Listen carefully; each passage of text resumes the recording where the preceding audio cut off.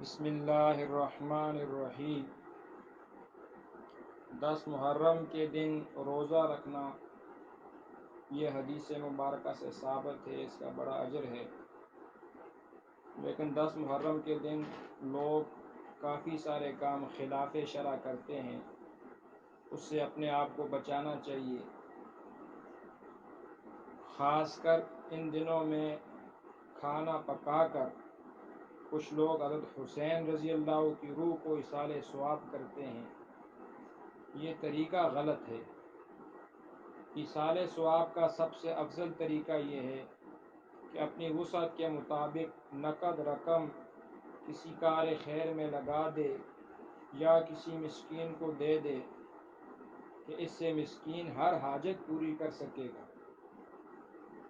اگر آج اسے ضرورت نہیں تو کل کے لیے رکھ سکتا ہے، اور یہ طریقہ ریا سے بھی پاک ہے۔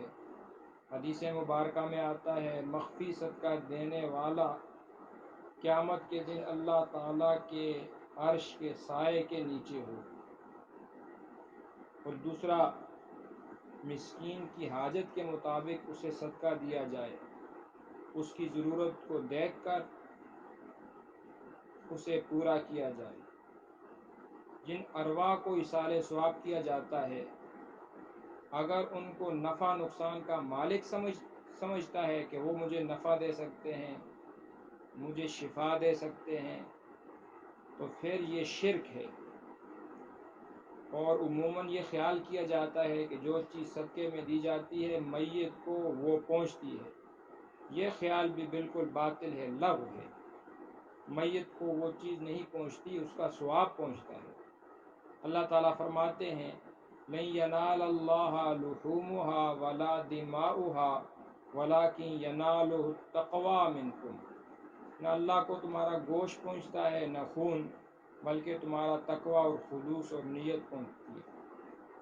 تو اس لیے ان دنوں میں چونکہ دین کے دشمن وہ دیگیں وغیرہ پکا کر غلط نیت سے، جو ان کی شرکی عقیدے کی نیت ہوتی ہے، دیتے ہیں، تو ہمیں اس سے پرہیز کرنی چاہیے۔ ان دنوں میں لوگ ماتم کا جلوس دیکھنے کے لیے، نظارہ کرنے کے لیے جاتے ہیں، اس میں بھی کئی گناہ ہیں۔